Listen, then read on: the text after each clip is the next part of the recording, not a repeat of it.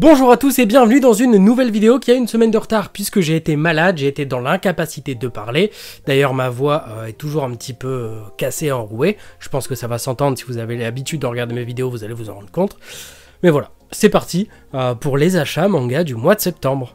On commence avec le tome 4 de Reaper, donc manga français que j'aime beaucoup et j'attendais ce tome 4 avec impatience. Déjà je voulais parler de Reaper depuis très longtemps. Dernièrement, je me suis mis à relire les tomes, et comme j'avais vu que le tome 4 arrivait sous peu, je me suis dit, bah on va attendre d'avoir le quatrième, comme ça on va faire un peu une vidéo sur l'entièreté des 4 tomes, l'évolution, les points positifs et les points négatifs. Je trouve que c'est une bonne idée, donc je pense qu'à un moment, une vidéo de Reaper va pop. Quand? Je ne sais pas, parce qu'il y a déjà pas mal de choses de prévues, mais on va en parler, dans tous les cas, de ce petit manga français qui vaut le détour. Et on poursuit avec le tome 14 des 4 Cavaliers d'Apocalypse, Fortnite of the Apocalypse. J'ai rattrapé un peu mon retard, mais celui-ci, je n'ai pas encore pu prendre le temps de le lire. J'étais fort malade, au point qu'en fait, j'ai dormi quasiment toute la journée.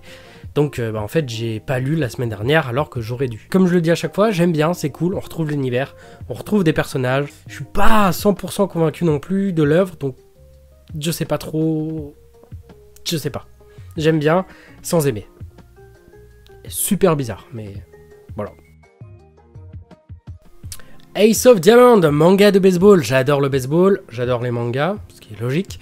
Et voilà, ça faisait très longtemps, très longtemps que je voulais que ce manga arrive en France. Je suis content qu'il soit sorti, mais comme je suis un gros fan de baseball et que j'ai joué moi-même au baseball, j'ai peur de le lire et j'ai peur d'être déçu. Donc en fait, j'arrive pas à me motiver à commencer la lecture, alors que je l'attends depuis longtemps. L'animé, il est fini d'ailleurs je crois, mais il y a je sais pas combien de saisons, donc c'est un peu un coup de poker, parce que ça peut fonctionner comme ne pas fonctionner. Mais au moins, dans tous les cas, on est sûr d'avoir, j'espère, l'intégralité au moins de la première saison. J'en ferai un petit post Instagram ou une story quand j'aurai avancé, peut-être un post. On va essayer de reprendre aussi les posts Instagram, ce que je fais pas en vidéo, je le ferai un post je pense. Mais voilà, dans tous les cas, on en parle bientôt sur les réseaux. Pas YouTube, mais sur les réseaux. Ce qui est déjà bien. Et voilà. J'en parle depuis des mois. Et je me suis dit, bah... En fait, je vais prendre la fin, je vais tout prendre, voilà. J'avais peu dépensé au final. Ce qui m'a surpris d'ailleurs. Qu'est-ce qui m'arrive ? Mais j'avais peu dépensé le mois dernier, donc je me suis dit que j'allais en profiter pour faire l'intégralité donc d'Ascension. Comme ça, maintenant, j'ai tous les tomes, plus d'excuses pour ne pas avancer, se dire « Oui, mais comme ça se lit vite, c'est un peu frustrant, non ?» Bah, j'ai tout acheté, mais j'ai pas avancé quand même dans la lecture, en fait.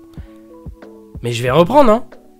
Je vais reprendre les lectures dans tous les cas, parce que là, voilà, j'ai l'intégralité, je vais pouvoir prendre mon temps et lire ça tranquillement quand j'ai envie d'en lire, sans être frustré de pas avoir la suite, puisque là, j'ai tout. Donc ça, c'est cool, et je pense que j'en ferai aussi un post Instagram, parce que voilà, ça, Ascension, c'est une œuvre qui mérite, je pense qu'on parle d'elle, qu'on continue de parler d'elle, parce qu'elle est assez vieille, mais voilà, je trouve ça important. Donc voilà, on parlera aussi bientôt de Ascension sur Instagram. On enchaîne avec Confession. Énorme surprise, l'hiver approchant, j'avais vu la couverture, j'étais assez intrigué et je m'étais dit, bah, de quoi ça parle? Donc j'en ai parlé à mon libraire qui m'a dit que c'était un thriller, c'est un one-shot. Ils sont 2 dans la montagne et il y en a en fait qui est sur le point de mourir, ils sont sur le point d'abandonner parce qu'ils trouvent pas de refuge et ils sont coincés dans une tempête. Donc le gars, pour se libérer un peu d'un poids, avoue un meurtre qu'il a commis. Au final, il trouve un abri qui était pas loin et donc maintenant on est en mode, bah... Frérot, tu m'as avoué un meurtre. Qu'est-ce qui se passe maintenant? Tu vas me buter, je dois te buter. Et c'est donc un thriller très psychologique qui va un peu jouer sur énormément de choses, et notamment l'altitude et tous les risques qu'on peut engendrer en allant en montagne en haute altitude. Et donc j'ai trouvé ça très cool. C'est vraiment une très bonne œuvre qui a apparemment été sortie il y a très longtemps au Japon, il me semble, en 2001. Et là, on a eu enfin le one-shot, ou alors c'est une nouvelle édition, je ne sais pas. Mais voilà, très bonne surprise. Après Ascension, où c'est de l'escalade et de l'alpinisme et tout dans la neige, bah j'ai ça aussi. C'est un peu mon délire en ce moment. Non, c'est pas à cause de Kaizen. Cassez pas les couilles. Franchement, si quelqu'un vous demande un petit one-shot comme ça à lire, un petit conseil, un truc tranquille, franchement, Confession, très bonne œuvre. Voilà, je vous le conseille. Voilà, que dire de plus à part allez-y, foncez. Voilà, je peux pas vous conseiller surtout non plus, hein. Partners 2.0 fait oui, du cul, ça fait du bien. Si, bah oui, si, tout le monde est d'accord avec ça. Mais voilà, donc, œuvre que j'aime beaucoup, c'est très simple, c'est très chill, c'est tranche de vie, on se prend pas la tête, j'en ai déjà beaucoup parlé, pour moi ça continue d'être une œuvre très cool, qui fait exactement le taf qu'on lui demande de faire, c'est-à-dire, bah on va parler de cul, on va parler de la vie de tous les jours, on va faire ça en toute simplicité, on se prend pas la tête, les personnages se prennent pas la tête, l'histoire avance à son rythme. Voilà, c'est cool, il y a évidemment des petits événements qui finissent par se rencontrer, par se croiser, donc ça c'est cool, ça rajoute un peu des enjeux pour la vie de nos personnages principaux, j'oublie à chaque fois leur nom, mais voilà, Partners 2.0, j'aime vraiment beaucoup, je trouve ça très cool de lire ça tranquillement, le soir, après une journée de taf, tu te poses, tu lis ça, c'est cool, c'est cool. Dites-moi d'ailleurs si vous avez lu, et ce que vous avez pensé de Partners 2.0, je suis curieux, je sais que les avis sont très mitigés, du coup, je suis assez curieux d'avoir vos retours sur cette œuvre.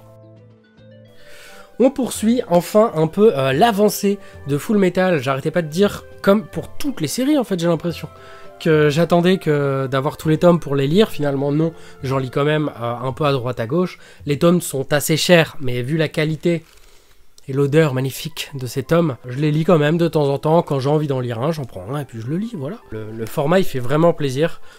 Petit inconvénient, bon, il n'y a pas toutes les petites anecdotes, les mots de l'auteur, enfin de l'autrice, et tout ça, mais c'est pas grave, ça reste quand même une lecture très très cool, et qui fait toujours du bien. Et mine de rien, il pèse, donc ma bibliothèque, j'ai l'impression qu'un jour, elle va péter, parce que c'est trop lourd. Espérons que ça n'arrive pas. Hop, Scarecrow manga, je crois que c'est allemand, voilà, donc l'auteur est allemand, j'ai pas encore pu prendre le temps de le lire, le tome est sorti, mais bon là c'est un exemplaire promo. J'ai pas pu prendre le temps de le lire, mais des retours que j'ai, c'est ouais, le dessin est chouette. Voilà, apparemment le scénario n'est pas incroyable, mais de ce que je vois, oui, en le feuilletant évidemment, oui, le dessin est chouette. Je ne sais pas si on en parlera dans une vidéo manga consacrée entièrement à celui-là, parce que je ne sais pas ce que ça vaut, et c'est pas vraiment du manga français. On commence à aller chercher des auteurs un peu partout en Europe, mais c'est pas français. Donc, ça ne rentre pas dans mes catégories où je consacre une vidéo, à moins d'être entièrement amoureux de l'œuvre. Peut-être que je le serai, mais voilà. Donc, dans tous les cas, j'en parlerai sûrement sur Instagram également, peut-être soit en story, soit en post consacré, je ne sais pas. Mais on en parlera quand même, parce que c'est du manga et je pense que ça peut intéresser des gens d'avoir un avis là-dessus. Donc, voilà.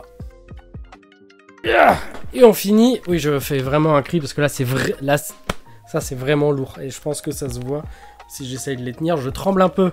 Mais des tomes 4 à 10 de Senseiya en Perfect Edition, oui je sais qu'il y a une nouvelle édition qui arrive, je sais, mais elle est plus chère et il y a des trucs bonus mais je m'en fous, moi je veux juste l'œuvre de base, donc ça c'est très bien. Et puis même 10 sur 22 tomes je crois, donc il me manque 12 tomes à acheter, donc voilà, j'avais commencé à les acheter en connaissance de cause. Je savais qu'il allait y avoir une sorte de nouvelle édition, mais je m'en fous un peu de la prochaine. Elle sera plus chère pour autant de tomes, je crois. Oui, il y a des chapitres en plus, je les lirai sur internet. On trouvera un moyen. Mais ouais, Senseiya, voilà, c'est mon enfance. Hein. Donc non, ça faisait vraiment très longtemps que je voulais acheter cette Perfect Edition. Depuis je sais pas combien de temps elle me faisait de l'œil. Et comme mon libraire en fait me disait qu'il allait les enlever, puisqu'il y avait une nouvelle édition qui arrivait, et que de toute façon Senseiya, c'est vieux maintenant, il y a peu de demandes. Je me suis dit, les retourne pas donc aux éditeurs. Je l'ai dit, garde-les, mets-les de côté. Et je t'en prendrai de temps en temps. Et le mois dernier, c'est pas de temps en temps, j'en ai pris une blinde. Donc ouais, le mois dernier, j'ai un peu craqué le slip, mais j'avais envie. Ça me faisait plaisir. Et puis, il y a des moments où juste, faut pas se poser de questions. Et si t'as envie de lire une œuvre, t'en fous et tu l'achètes et tu la lis. Et voilà, Senseiya, ça fait partie de ça. Et je travaille sur beaucoup de vidéos, vous vous en doutez. Mais je travaille sur une grosse vidéo autour de Senseiya et pas mal de choses. Quand ça arrivera, j'en sais rien, dans des mois et des mois.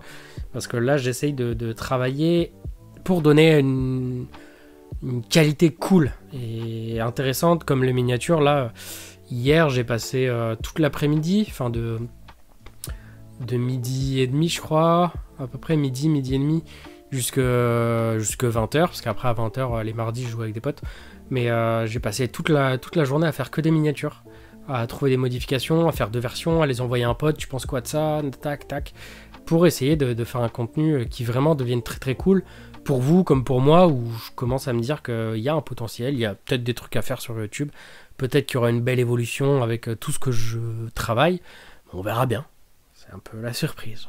J'espère que la vidéo vous a plu, dites-moi aussi en commentaire ce que vous avez acheté le mois précédent, ce que vous avez lu. Dans tous les cas, n'oubliez pas de prendre soin de vous, c'est très important, et de vos proches. Je vous dis à très bientôt pour une prochaine vidéo qui sera normalement Windbreaker et Blue Wolves, où c'est un gros podcast de quasi 1 heure, et si c'est pas ça, je sais plus ce que c'est. Mais voilà, dans tous les cas, vous savez qu'il y a beaucoup de choses en préparation, il y a beaucoup de tournages qui se font, des vidéos seules et des vidéos accompagnées. Voilà. Je vous dis à très bientôt pour de prochaines vidéos. D'ici là, prenez soin de vous. Bisous sur les fesses.